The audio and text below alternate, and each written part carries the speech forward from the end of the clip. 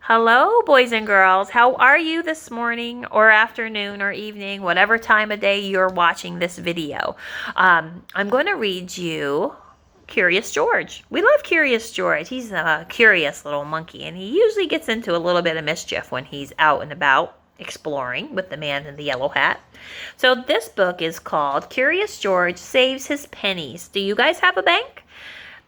Because that's a safe place to put your money if you have a bank. So that's what Curious George does in this book. He keeps his money in a piggy bank. See, there it is right there. And then you save up your money, and then if you can go and buy something with it. Sometimes you have an idea of what you want to buy ahead of time, and then you have to save that amount. Or you just decide, okay, I'm going to see what I got in my bank, and then I'll go buy something with whatever it is I got. So let's see what George is doing with the money in his bank.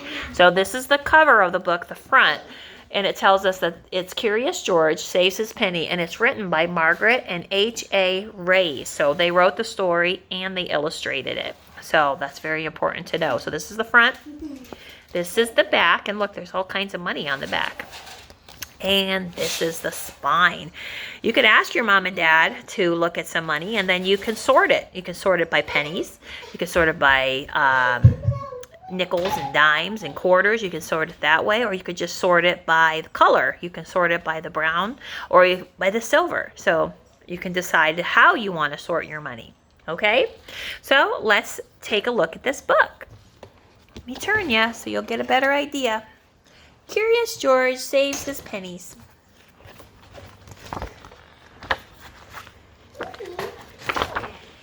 Okay.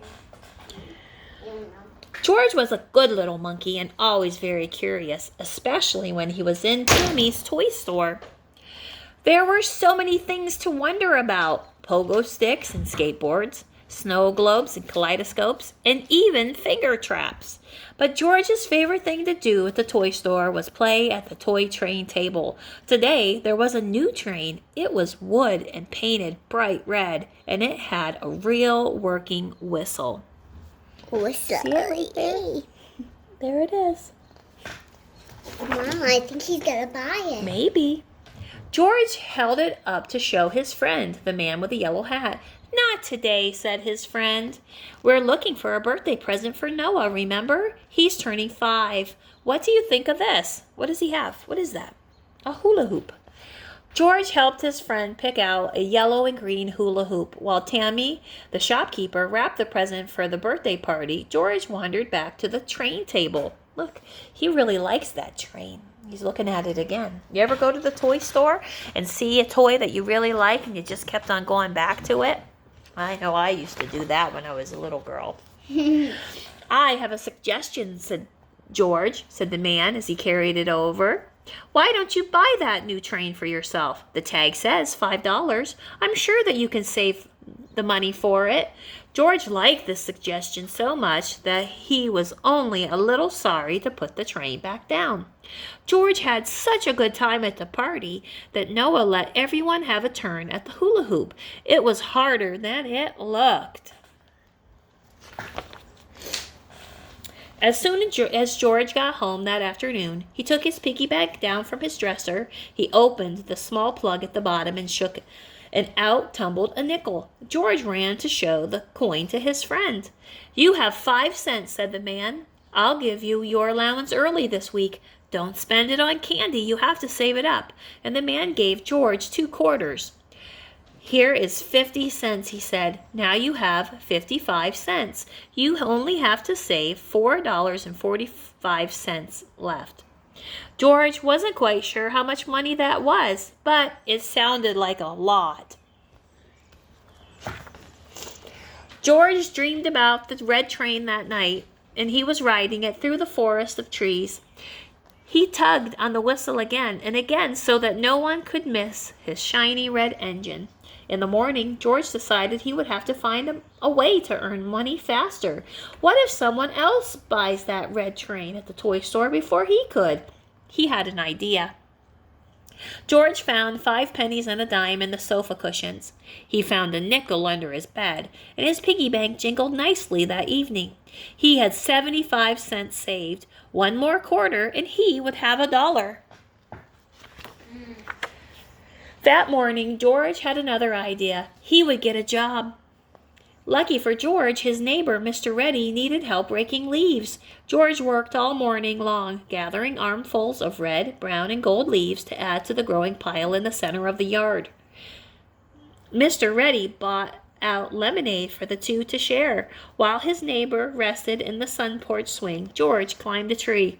The pile of leaves looked so tempting from above, and George wondered what it would be like if something happened. And before he finished wondering, he swung out from the branches and right into the center of the pile. The leaves crunched and crumbled and swirled and swooshed. What an adventure! That hard work. It was hard work raking up those leaves. But at the end of the day, Mr. Reddy paid him $2. George had $2.75 saved. That was almost $3. George spent many days doing odd jobs. He washed windows, distributed flyers, delivered flowers, and he did the dishes. At the end of the week, George finally had $5. "I'm proud of you, George," said the man with the yellow hat. "You saved all that money by yourself. You sure earned that train." The change clinked merrily in George's piggy bank as he set off for the toy store. The autumn day was bright and clear and not very cold. George walked by the park. The neighborhood children were playing with a windsock, and suddenly it got stuck in a tree. They needed George's help.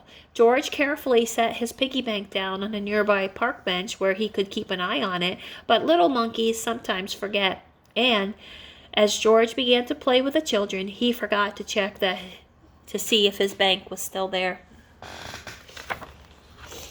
As the afternoon wore on, his friends went home to have dinner, and George rushed to the park bench where he had left his piggy bank. And the store might be closing soon, but his bank was gone. Maybe George had the wrong bench. There were so many at the park after all, but he was disappointed each time he ran up to another empty bench. George walked home sadly. He wondered how long it would take him to save $5 again. As George passed the toy window, he happened to look through the window, and he couldn't believe his eyes. A little girl was holding his piggy bank. George rushed into the store just as the girl's mother was saying, "We found this across the street and waited for its owner, but it's getting late. We saw that it has the name of your store at the bottom. Can you keep it in case someone comes to claim it?" George jumped up and down on the counter. "Why, George," Tammy said, "is that piggy bank yours? You're lucky. Hannah and her mother found it." Hugging his piggy bank tightly, George rushed over to the train section. He located the shiny red engine right away. As he carried it to the counter, the girl looked at his train shyly. George realized that he had not said thank you to her for keeping his life savings safe. He looked at this train, and he looked at the piggy bank, and he looked at Hannah. Good deeds deserve to be rewarded, he decided, and George set the train down, and he upended his bank on the counter and began to sort the dollars and coins. George and Hannah walked out of the toy store that day, each carrying a train that George's small engine was not red, but it was shiny and blue, and he had paid for it all by himself. Best of all, he had a new friend who loved to play with trains almost as much as he did. How did George spend his money? Did he buy himself that big red engine? No, you're right. He spent his money on 2 engines. That way, he could repay Hannah for finding his piggy bank. Wasn't that nice? Because good deeds should not be left unthanked. You should always say thank you. And George said thank you to the little girl by buying her a train. That was pretty nice. I hope you liked that story. Send me a picture of what you think or what your favorite part of it was, and let me know. All right, until next time. Bye, boys and girls.